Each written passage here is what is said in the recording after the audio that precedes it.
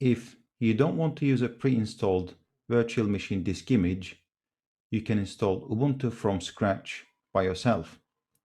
It is not very difficult to do these days, as most things do happen automatically and the default options work just fine. First, navigate to the Ubuntu web page to download the official ISO, preferably the latest LTS, which is 1804 at the moment. Or you can try a little project I maintain. Ubuntu Configure is hosted on GitHub, and if you navigate to the wiki page, it guides you through the process.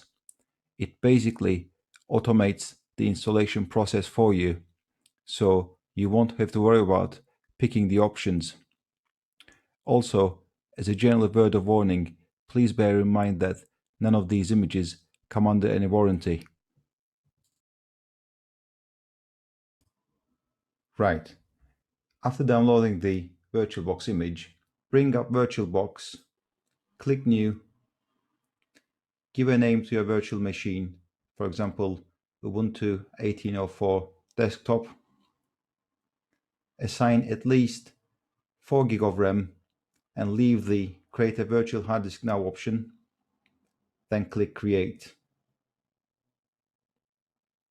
Again, leave the VDA option as it is a native disk option for VirtualBox. Assign at least 30 GB of disk space. You are normally fine with the dynamically allocated option, but you can pick fixed size if you are concerned about performance, and click Create. Then right-click on your newly created virtual machine, pick Settings, go to Storage, your optical drive, pick Live CD, and map the desktop ISO to your optical drive, so next time you boot, it starts from this installation medium, and hit Start. Give Ubuntu a couple of seconds to boot to the welcome screen. Here you're presented with Try and Install options. If you want, you can pick Try to have a look around without having to install Ubuntu. But we are going to go with Install. You also have language options on the left-hand side. I advise you to go with English, as it would make your life easier when you want to search for help online. Next, you pick the keyboard layout and continue with the installation. Then we get to the Update and Software Selection screen. We can leave the defaults as they are, and even though it doesn't matter much for a virtual machine, it is good to tick Install third-party software and Wi-Fi drivers option, as they usually come handy when installing on a physical PC, but they don't do any harm on a virtual machine either.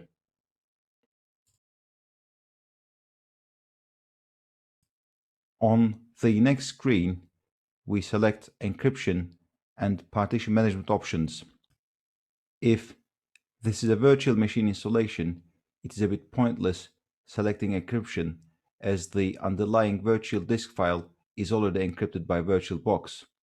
However, on a physical install, I would definitely recommend ticking this, as encryption would introduce additional layer of security to your system.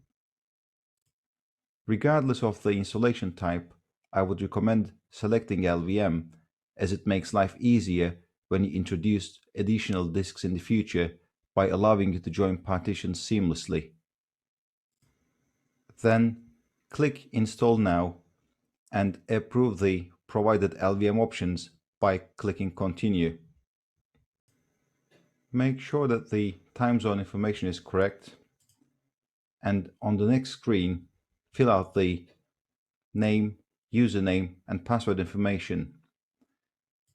On an educational system like this, I usually pick username Ubuntu and assign the password as Ubuntu as well. Please note the weak password notification, but you can simply ignore it. Also, if you tick Login automatically, your system would log you in without prompting you for username and password. so it is all up to you. And when you click continue, finally the installation starts. It usually takes around 15 to 20 minutes, depending on your system. When the installation concludes, you are presented with the Restart Now option, but on the next screen, you are reminded that you should remove the installation medium, so next time around, you don't boot into the installation menu again. To do that, exit full screen, double-click on the window bar, right-click on your VM, select Settings, Storage, and go to your virtual optical drive, untick Live CD, and from the drop-down, select Remove Disk from Virtual Drive. That's it. Then, by clicking Show, you can bring back your virtual machine screen. If everything is fine, Ubuntu completes the boot and takes you to the login screen. You can log in by entering your password Ubuntu and clicking Sign In. Remember, if you picked encryption or login automatically options, you would follow a slightly different boot pattern. Also, as a reminder, there are sometimes issues with the visibility of the login screen when the virtual machine window is full screen, so you might want to resize it to make sure that you can see it properly. And that's it. You should be in and presented with the welcome screen. You can click Next, get to the end, and enjoy your newly installed Ubuntu system.